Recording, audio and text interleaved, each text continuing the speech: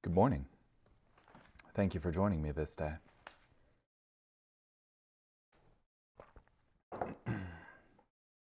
This morning we'll be in the Psalms, chapter 3, verses 1 through 8.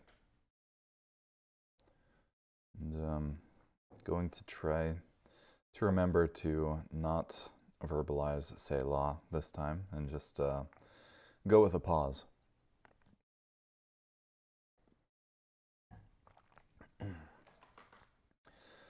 Lord, how numerous are my enemies. Many attack me. Many say about me, God will not deliver him. But you, Lord, are a shield that protects me. You are my glory and the one who restores me. To the Lord I cry out, and he answered me from his holy hill. I rested and slept. I awoke, for the Lord protects me. I am not afraid of the multitude of people who attack me from all directions. Rise up, Lord, deliver me, my God. Yes, you will strike all my enemies on the jaw. You will break the teeth of the wicked. The Lord delivers. You show favor to your people.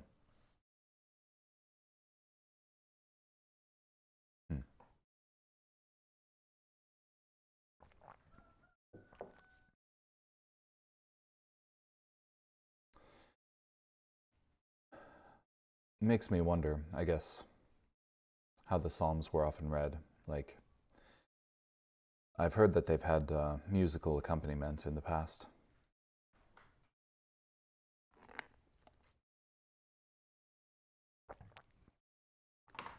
This is the first psalm with the title, A Psalm of David when he fled from Absalom his son. James Montgomery Boyce points out that since these titles are in the canonical text of the Hebrew Bible, they are to be taken with absolute seriousness throughout. The events are recorded in 2 Samuel 15 through 18, but the heart of David of that difficult time is recorded in this psalm. Yeah, so when David was king over all Israel, his son Absalom came and would sit in front of the gate and say, and pull aside anybody who had some sort of grievance and say, oh, if only you could get justice here, and you can't because David sucks, but, you know, if I were king, you'd get justice type thing. And he did that to everybody and swayed the hearts of the people to him and eventually seized the kingdom from his father David. And David was sent into exile. So that was during this time. Lord, how they have increased to trouble me. Many are they who rise up against me. Many are those who say of me, there is no help for him in God. At the writing of this psalm, David was in a great deal of trouble. His own son led what seemed to be a successful rebellion against him. Many of his previous friends and associates forsook him and joined the ranks of those who troubled him. And this was far from the first dispute in the family. And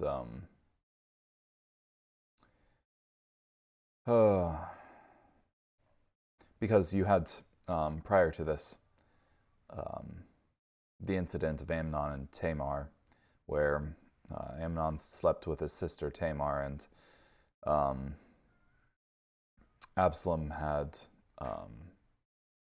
invited all of the king's sons to a feast and slew Amnon.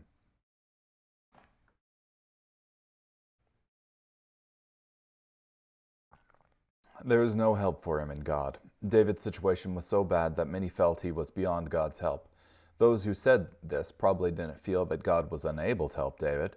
They probably felt that God was unwilling to help him. They looked at David's past sin and figured, this is all what he deserves from God. There's no help for him in God.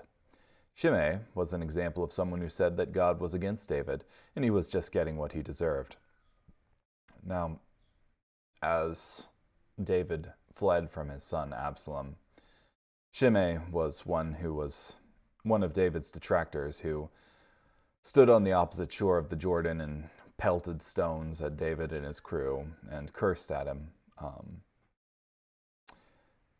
This thought was most painful of all for David, the thought that God might be against him and that there is no help for him in God. If all the trials which come from heaven, all the temptations which ascend from hell, and all the crosses which arise from the earth could be mixed and pressed together, they would not make a trial so terrible as that which is contained in this verse. It is the most bitter of all afflictions to be led to fear that there is no help for us in God. From Spurgeon.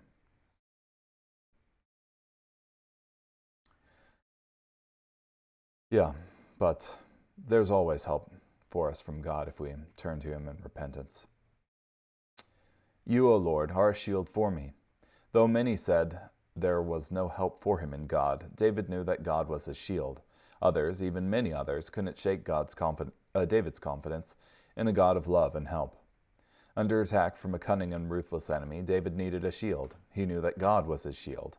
This wasn't a prayer asking God to fulfill this. This is a strong declaration of fact. You, O Lord, are a shield for me. My glory and the one who lifts my head. God was more than David's protection. He also was the one who put David on higher ground, lifting his head and showing him glory. There was nothing glorious or head-lifting in David's circumstances, but there was in his God.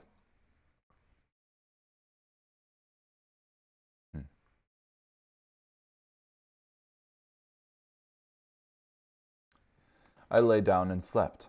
David used both of these as evidence of God's blessing. Sleep was a blessing, because David was under such intense pressure from the circumstances of Absalom's rebellion that sleep might be impossible, but he slept. Walking was another blessing, because many wondered if David would live to see another day.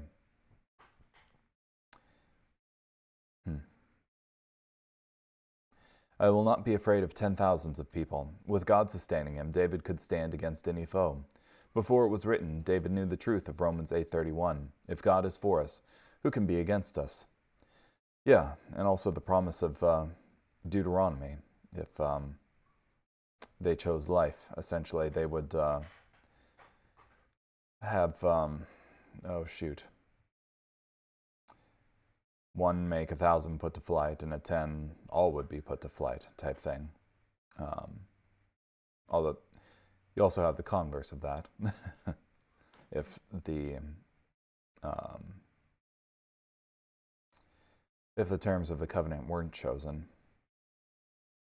Arise, O Lord, for you have struck all my enemies. David's mind was on both what he trusted God to do, save me, O my God, and on what God had done, struck all my enemies, broken the teeth of the ungodly. Knowing what God had done gives David confidence in what the Lord would do. Broke the teeth of the ungodly.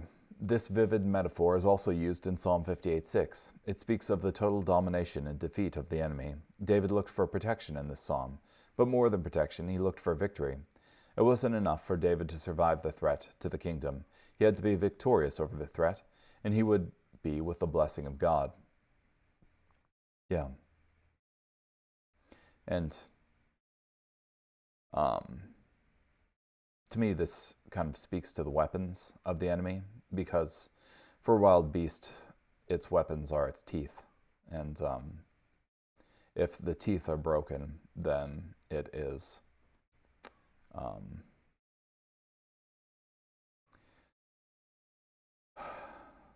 disarmed, essentially. Carrying on, Proverbs chapter 1, verses 10 through 19.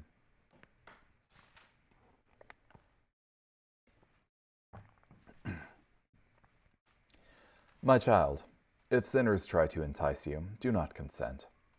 If they say, come with us, we will lie in wait to shed blood. We will ambush an innocent person capriciously. We will swallow them alive like Sheol, those full of vigor, like those going down to the pit. We will seize all kinds of precious wealth. We will fill our houses with plunder. Join with us. We will all share equally in what we steal. My child, do not go down their way. Withhold yourself from their path, for they are eager to inflict harm, and they hasten to shed blood. Surely it is futile to spread a net in plain sight of any bird, but these men lie in wait for their own blood. They ambush their own lives. Such are the ways of all who gain profit unjustly. It takes away the life of those who obtain it. Yeah.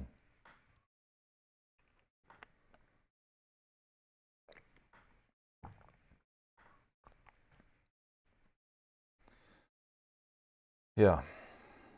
If if people are willing to seize wealth unjustly from another, then what is stopping them from seizing wealth unjustly when it's within their own group? If the greed is enough to harm an innocent person, how much more a guilty person?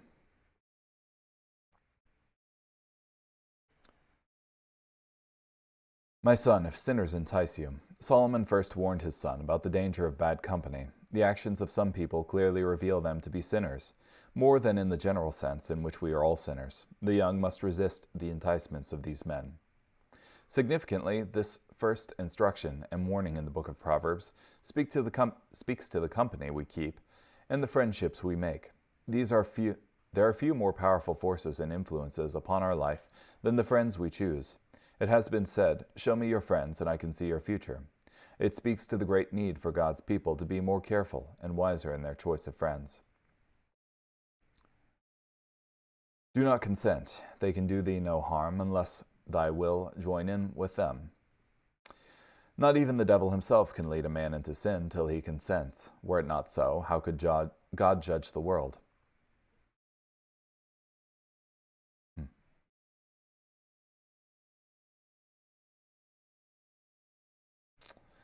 In vain the net is spread in the sight of the bird. The bird does not see any connection between the net and what is scattered on it. He just sees the food that is free for the taking. In the process, he is trapped and killed. In the same way, the gang cannot see the connection between their acts of robbery and the fate that entraps them. Tragically, Solomon's company with sinners, in the form of his wives who were given to idolatry, became a trap he himself was caught in. They lie in wait for their own blood. Ultimately, the gain promised by the wicked can never be fulfilled. They say, "Let us lie in wait to shed blood," but in fact, they are the hunted. They seek to take the life and livelihood of others, but their greed takes away the life of its owners. Yeah.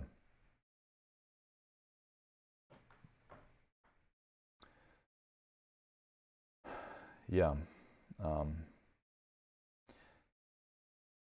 Sin is self-destructive, and when given its full breadth of intent, it turns us into not only bad people, but hellish creatures. Okay, well, thank you so much for joining me today. Hope you have a great day.